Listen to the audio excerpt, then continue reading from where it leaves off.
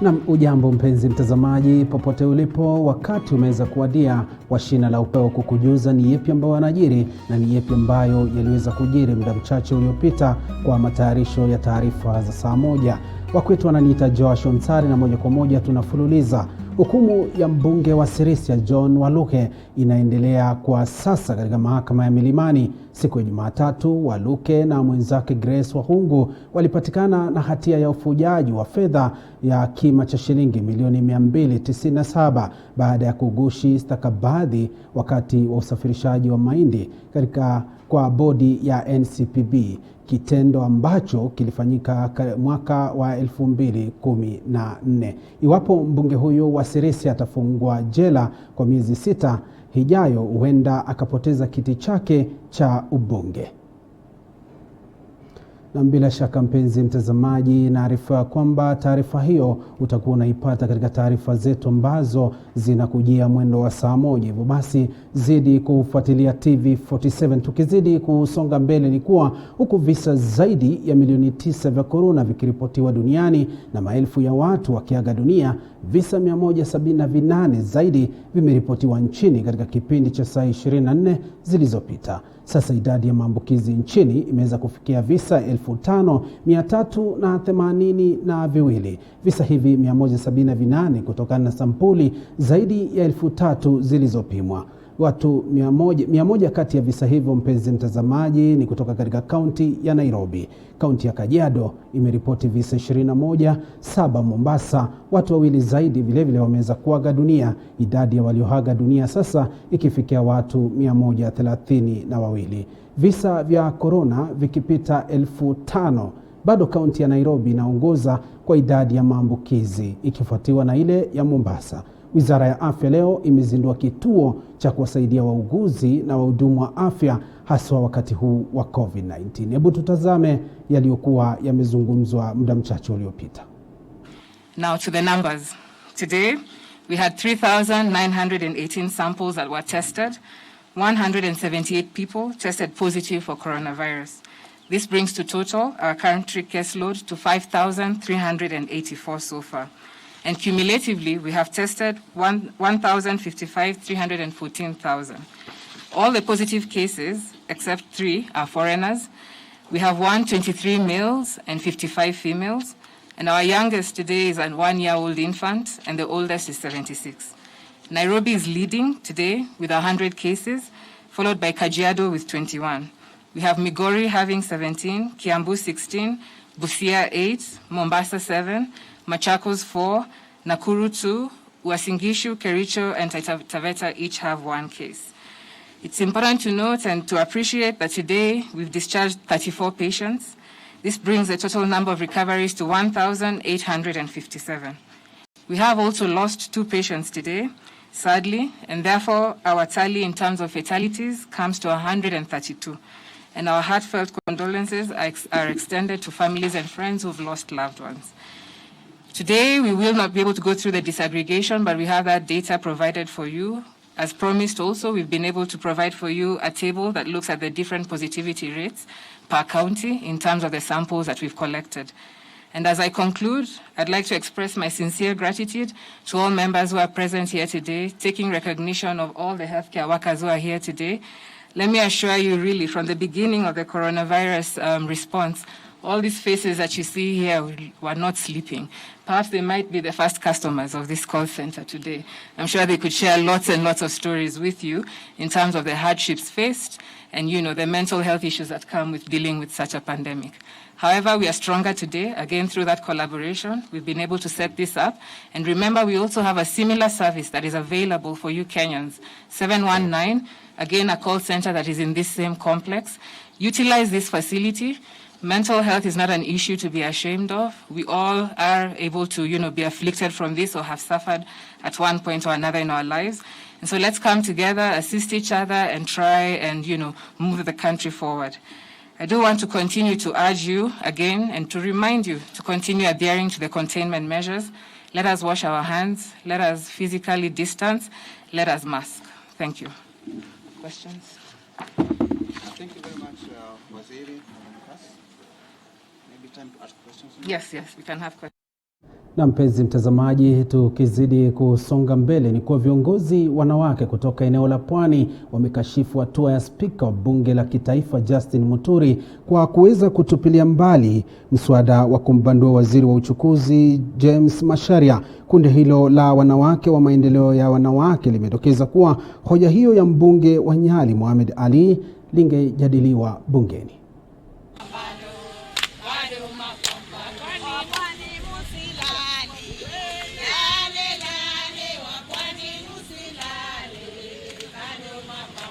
Wamemwambia Mohamed Ali kuwa hawana evidence. Hana evidence ya kutosha. Lakini ametafuta evidence na ameitebo. Kwa hivyo tunasema, ikiwa bado wana sababu zingine, Wapwani hatujalala.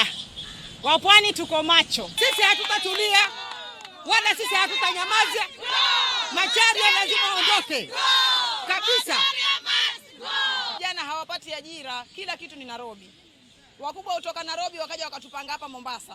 Na kwa sababu viongozi wetu wa Pwani wamezembea, wamezoea kupangwa kama maembe. Mimi vile ambavyo wanasema viongozi wa Pwani lazima waamke, vijana wamechoka, hawana ajira, vijana wanafanya kazi ya kula mingoka, hakuna business, hakuna kitu chochote. Macharia must go. Macharia must go. Macharia. Na mpenzi mtazamaji, tukizidi kusonga ni kwa serikali ya kitaifa imetenga shilingi bilioni 2 zitakazosaidia wanafunzi katika taasisi za mafunzo ya kiufundi kote nchini. Fedha hizi zitasaidia kuwalipia karo, hii ikiwa ni njia moja ya kuwapa motisha wanafunzi.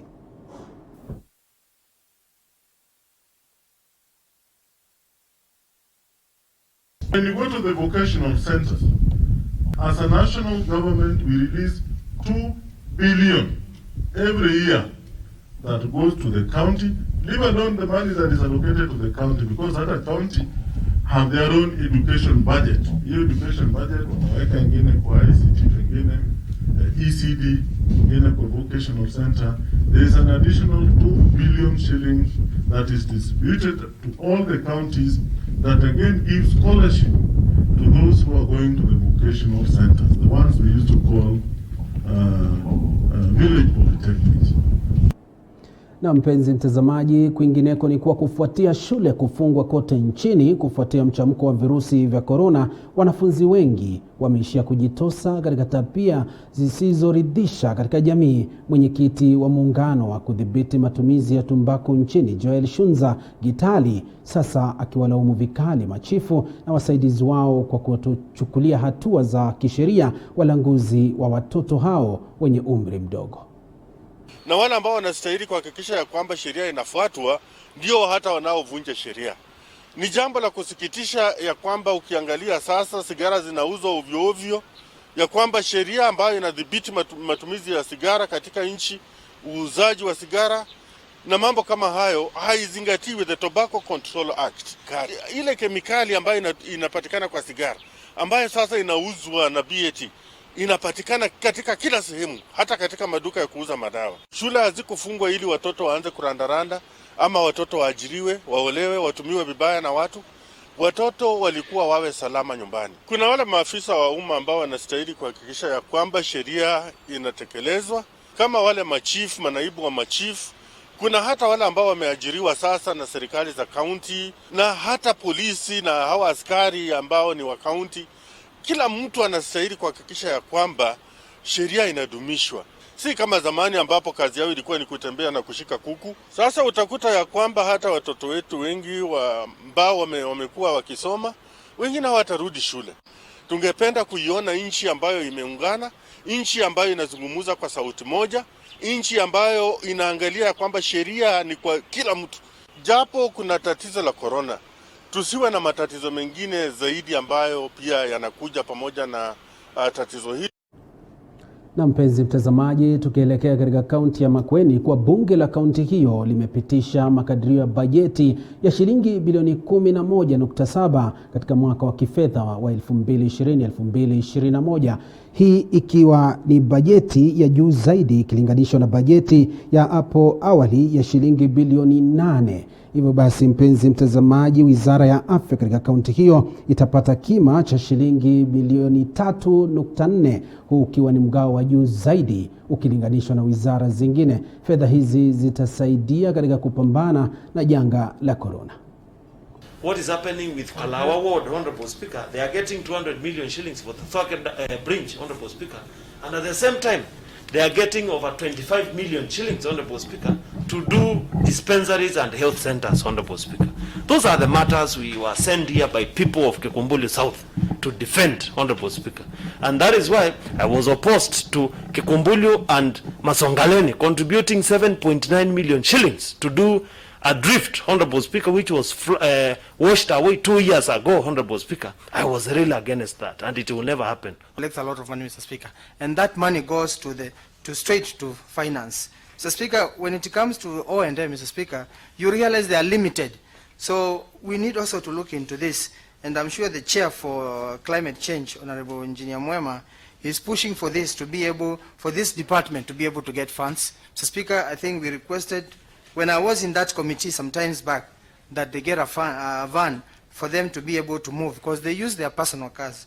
Budget, Honorable Speaker, by the closure of the next of the financial year 2020-2021 is implemented 100%, and especially the development budget, Honorable Speaker, we will have left a legacy that has never been done in Makueni even before. Na mpenzi mtazamaji, taarifa hiyo inatupeleka kwenye mapumziko mafupi tu, lakini tutakuwa tunarejea ili tuzidi kukujuza mengi zaidi ambayo yanajiri. Lakini kwa sasa, ganda nasi.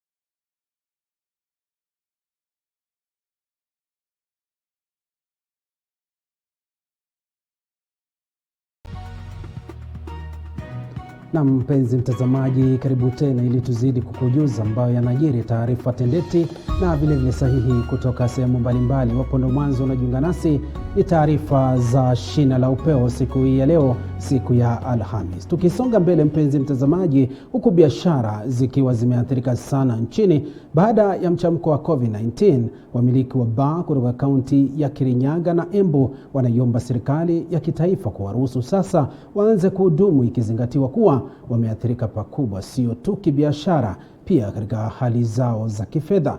Mwandishi wetu kutoka eneo hilo, Moige William, anatujuza. With other sectors slowly getting back to operation, Bar Owners Association has called on the government to allow them get back to business just like any other businesses around the country. The bar owners have promised to follow the conditions the government. Na mpenzi mtazamaji, tuiradhi kwa mchanganyiko huo wa sauti na taarifa hiyo, na kuahidi ya kwamba taarifa hii itakuwa inakujia katika muda usio mrefu. Tusonge mbele ili tuweze kukujuza mengi zaidi. Mjadala wa kugeuza katiba ya taifa unaendelea kushika kasi, huku washikadau mpenzi mtazamaji mbalimbali wakizidi kutoa maoni kuhusu mageuzi katika katiba hiyo ya mwaka 2010. Mjadala wa leo ukihusisha wanaharakati, mawakili, wanahabari, viongozi na Wakenya mbalimbali katika mkutano uliofanyika kupitia mtandao wa Zoom na ulioandaliwa na shirika la Wazi Consortium. Let us fix the issue of leadership with the guidance of Chapter 6 so that we have leadership that responds to the people's needs. In the as we are currently constituted, even if you take the money to the wards, it will be misused, just like it's being abused at the national level and at the county level. And that's why we are saying there's a deficit of trust everywhere.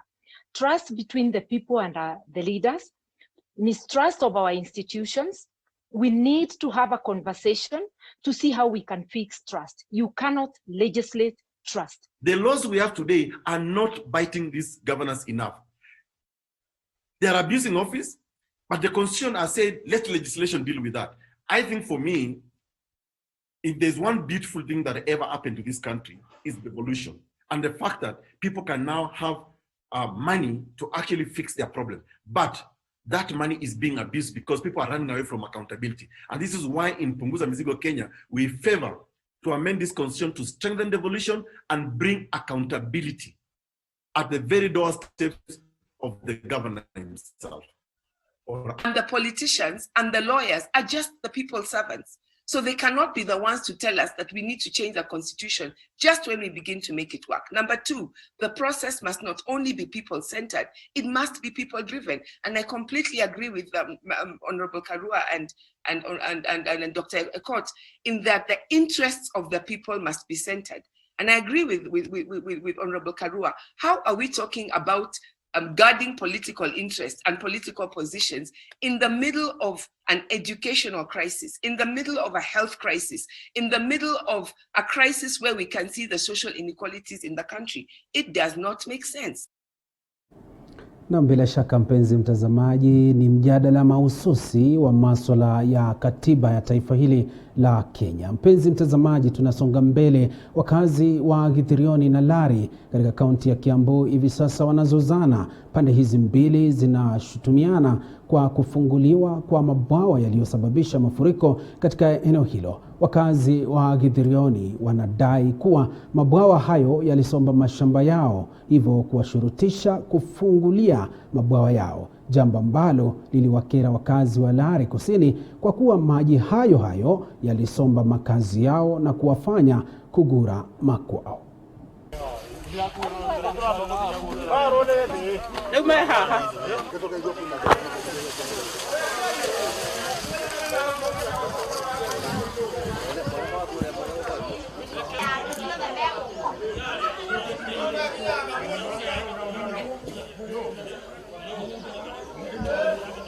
Atafungua hii maji. Na wao wanakaa sana. Hawa hapana kufikiria sisi. Na sisi yuko na njaa, sisi yuko na maji, nyumba yetu inaoza yote. Tutafanyaje? Ni wale wako huko chini. Wanasema maji isiende huko kwao. Wakasema watu ya Githirioni wakae na maji yao. Sisi tuko na maji yetu. Na maji ni ya Mungu. Maji mimi sijachimba mtaro. Kuna watu wanatoka mpande wa Githirioni wanakuja wanachimba hiyo mtaro, maji inatiririka. Tangu zamani hapa tunaambia kuna common land. Nyumba ya hii saba. Kuna common land hapa. Na sijui hiyo common land ni wapi. Nafikiri watu walijinyakulia ndio iwe saba yao. Sasa hivyo tunataka gavana wetu anaweza kuja na afungue hiyo njia au atume watu. Akituma watu watakuja afungue hiyo njia. Hii maji itateremka yote. Na mpenzi mtazamaji, matangazo haya unayapata live kwenye Facebook TV47 Kenya, vile vile Twitter @TV47KE, na moja kwa moja tunasanzuka kuweza kukupa taarifa za michezo. Klabu cha Liverpool kilisajili ushindi wa mabao 4-0 dhidi ya Crystal Palace katika mechi ya ligi kuu